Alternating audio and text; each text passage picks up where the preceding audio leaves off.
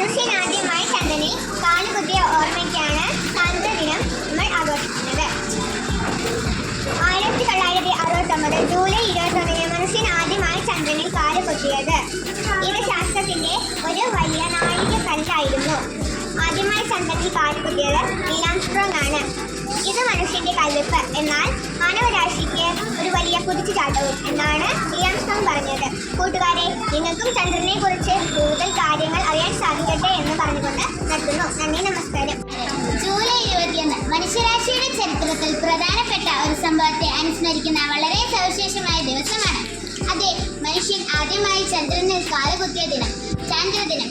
1969 July 20 രാത്രി 8:17 Apollo 11 അമേരിക്കയുടെ 3 ബഹിരാകാശ യാത്രികരുമായി ഭൂമിയുടെ ഏക ഉപഗ്രഹമായ ചന്ദ്രനിൽ ഇറങ്ങി.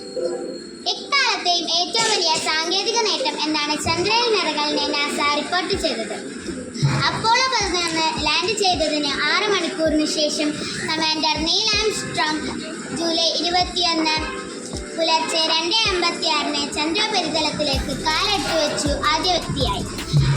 നീൽ ആംസ്ട്രോങ് ചന്ദ്രോപരിതലത്തിലേക്ക് കാലെടുത്തു വെച്ചപ്പോൾ അത് ലോകമെമ്പാടുമുള്ള തത്സമയ ടിവിയിൽ സംപ്രേഷണം ചെയ്തു. മനുഷ്യന് ഒരു ചെറിയ ചുവടുവെപ്പ്, മാനവരാശിക്ക് ഒരു വലിയ കുതിച്ചുചാട്ടം എന്നാണ് അദ്ദേഹം ആ സംഭവത്തെ വിശേഷിപ്പിച്ചത്. നീൽ ആംസ്ട്രോങ് ഇറങ്ങി 19 മിനിറ്റിന് ശേഷം ആൽഡ്രിൻ രണ്ടാമതായി ചന്ദ്രനിറങ്ങി. ഇവർ രണ്ടുപേരും 2.25 മണിക്കൂർ പേടകത്തിന് പുറത്ത് ചെലവഴിച്ചു.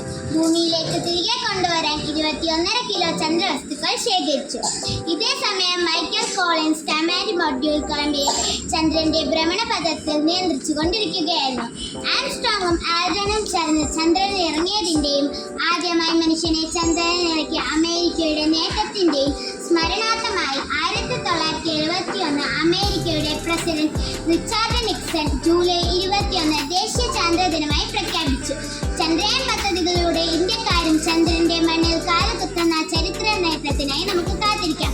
നന്ദി, നമസ്കാരം. നമസ്കാരം. ജൂലൈ 21 ചന്ദ്രദിനം. ഭൂമിയുടെ ഉപഗ്രഹത്തെ മനുഷ്യൻ ആദ്യമായി കീഴടക്കിയ ദിവസം. അമേരിക്കക്കാരായ Neil Armstrong, Edwin Aldrin, Michael Collins എന്നീ ബഹിരാകാശ അപ്പോളോ 11 പേടകത്തിൽ ചരിത്രം കുറിക്കാൻ കുതിച്ചുയർന്നു. ജൂലൈ 21 അപ്പോളോ 11 വാഹനത്തിൽ നിന്നും ചന്ദ്ര ഉപരിതലത്തിൽ ഇറങ്ങി നടന്നു ചന്ദ്രനിൽ കാലുകുത്തിയ ആദ്യ മനുഷ്യനായി നീൽ ആംസ്ട്രോങ് മാറി. ഇതൊരു മനുഷ്യന്റെ ചെറിയ കാൽവെപ്പ്, മാനവരാശിക്ക് വലിയൊരു കുതിച്ചുചാട്ടം.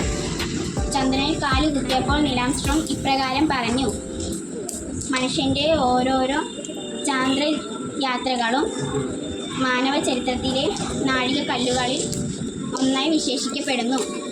ജ്യോതിശാസ്ത്ര പഠനം, ബഹിരാകാശ ഗവേഷണത്തിൻ്റെ പ്രാധാന്യം, മനുഷ്യൻ്റെ ആദ്യ ചാന്ദ്രയാത്രകളുടെ പ്രസക്തി എന്നിവ ജനങ്ങളെ ഓർമ്മിപ്പിക്കാനും ഇവ സംബന്ധമായി അവബോധം വളർത്താനുമാണ് ഈ ദിനം നാം ആഘോഷിക്കുന്നത്.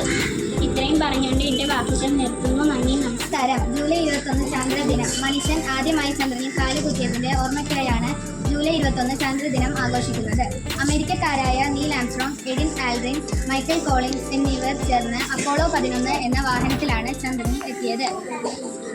1960 ജൂലൈ 20 അവർ ചന്ദ്രോപരിതലത്തിൽ എത്തിയത്.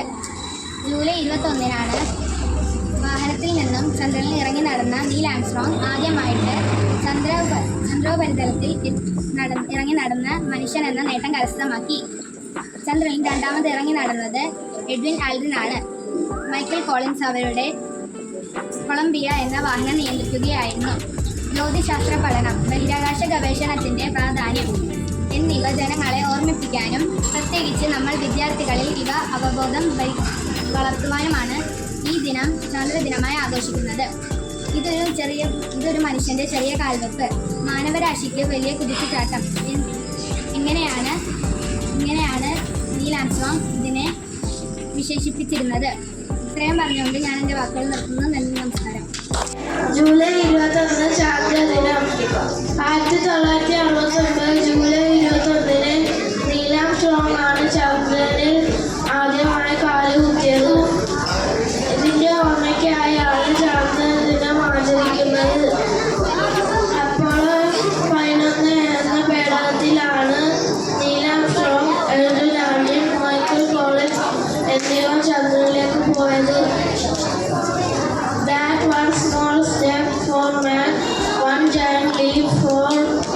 നമുക്കായി എന്നാണ് നീൽ ആംസ്ട്രോങ് ചന്ദ്രൻ കാലുകുത്തുന്നതിന് മുമ്പ് പറയുന്നത്.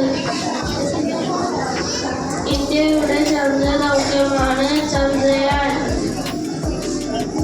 ശാസ്ത്രത്തിന്റെ ചിറകിലേറി ചരിത്രത്തിന്റെ ഭാഗമാണ്. എല്ലാ കൂട്ടാനും കഴിയട്ടെ എന്ന ആശ്വസിച്ചുകൊണ്ട് നിർത്തുന്നു. നന്ദി, നമസ്കാരം. നിങ്ങൾക്ക് തലകുത്തനെ വേണമെങ്കിൽ കിടക്കാം, നേരെ മുമ്പ് വേണമെങ്കിൽ കിടക്കാം. ഉപയോഗിച്ച് നമുക്ക് വർക്ക് ചെയ്യാൻ സാധിക്കും. ഇങ്ങനെ 6 സ്ലീപ്പിംഗ് സ്റ്റേഷനുകളാണ് ഇവിടെ ഉള്ളത്. സുന്ദർ വില്യംസ് കാണിക്കുന്നത് പോലെ ഈ 6 എണ്ണവും 6 ഭാഗത്താണ്. ഏകദേശം ഒരു സർക്കിൾ എന്ന പോലെ ഈ കൂട്ടത്തിലുണ്ട്. അവയൊന്ന് ചൂടാക്കി എടുത്തതിന് ശേഷം ഭക്ഷിക്കാവുന്നതാണ്.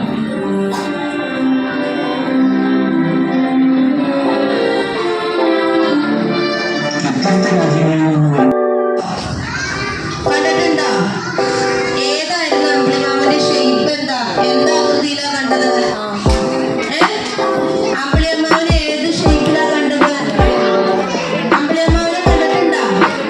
എവിടെയാ അമ്പിളിയമ്മാവൻ? അമ്പിളിയമ്മാവൻ എവിടെയാ? എവിടെ? നോക്കിയിട്ട് ഞാൻ കാണണില്ലല്ലോ. ഇപ്പൊ കാണാൻ പറ്റുമോ? നമ്മുടെ ഭൂമി ഒരു പൊട്ടുപോലെ. ഈ അനന്തമായ പ്രപഞ്ചത്തിൽ നമ്മുടെ ഭൂമി ഒരു ഉറുമ്പിനേക്കാൾ ചെറുതാണെങ്കിൽ നമ്മൾ മനുഷ്യരോ? ശരിയാ. പ്രപഞ്ചം ഉണ്ടായതിനെ പറ്റി നീ കേട്ടിട്ടില്ലേ? കേട്ടിട്ടുണ്ട്. 5ാം ക്ലാസ്സിലെ സാമൂഹ്യ ശാസ്ത്രത്തിൽ പഠിച്ചിട്ടുമുണ്ട്.